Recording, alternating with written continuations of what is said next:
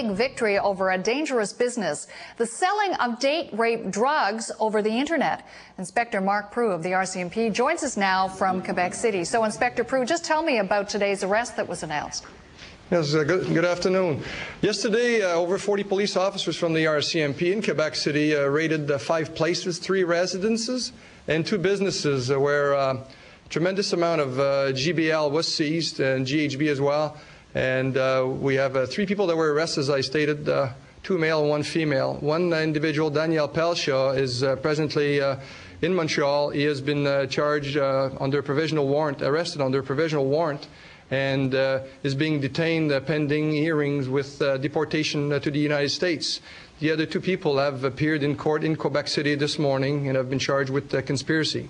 You know, what's interesting about this is the massive sweep and the scope of what we're talking about here. 70 cities involved, I think, in the police action that's taken. Just tell me what you know about the scope of this illegal operation on the internet.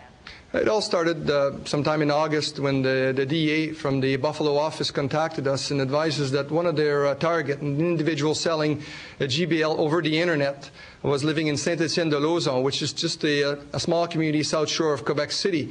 Immediately, our office, we began an investigation, and we were able in the last month to identify the people involved in this investigation or in this business of selling a GBL over the internet. It was a fairly simple operation whereby different sites or different websites were being utilized by Mr. Pelchat and his associates, and the purchase of GBL or GBL kit to make GHB, which is known as the date rape drug. And the orders were being passed through the internet. Payments were made via credit card bill, and then delivered through the mail, regular post. So, as I understand it, in Canada, this drug is what? Not illegal? Is that right? So what are the people being charged with again? That is correct. GBL itself is legal in Canada. It's not one of the, it's a precursor drugs, and all precursor drugs in Canada are not illegal. What precursor drug? What does that mean? I'm not an expert in narcotics. We had that at our conference this morning, but it's chemicals that are being used when mixed together. They are the basis to create a drug that is illegal. GHB is illegal in Canada. In fact, what they were doing when they are manufacturing or putting inside one box all the ingredients and inside as well the recipe, how to mix these components, and this makes an illegal drugs, then that becomes an offense as well. However, these people were charged in Quebec here with a conspiracy to commit an offense in the United States, which is an offense in Canada as well. So we have this cross-border criminal activity helped through the internet. Any idea of how long this may have been going on?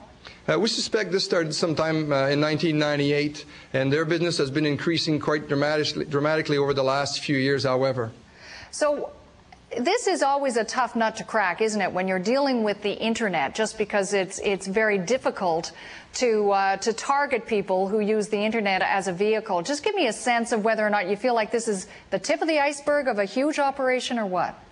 I cannot say for sure if this is the tip of the iceberg. Hopefully it is not. More and more, these types of criminals are becoming more ingenious and have better ideas.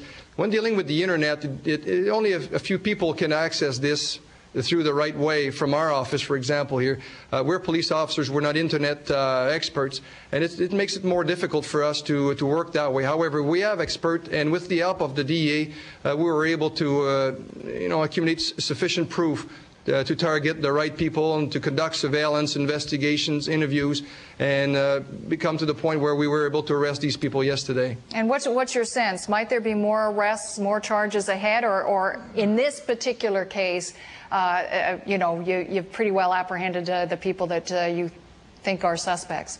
That is correct. In this particular investigation, we have amassed tons and tons of paperwork over the next few weeks. We have an awful lot of chemicals as well, precursor drugs that we have to be analyzed. And once it's all done, we'll be able to maybe provide a better example of how much their operation or how big their operations was. At this moment, we believe these were the only individuals involved in the offense, and we'll be continuing our investigation over the next few weeks. You know, I just think that when you talk about 70 cities, that's a shocker for a lot of people. What is your sense of the demand, illegal demand for the date rape drug? Without a doubt, most of the packages that you see behind me that were being sent, they were being sent to most of them to the United States. It is believed that the operations that we dismantled yesterday was responsible for over 160 packages or kit per day on average. This is a tremendous amount, tremendous demand. I know that the DEA and the Attorney General of the United States did a press conference this morning, and they were talking about over 115 arrests. They were targeting over 84 different cities in the States. The demand was tremendous. We know from working with them as well that it involved all the other cities in Europe as well, and as far as Australia. All right, very interesting. Inspector Prue, thanks so much for explaining this to us today.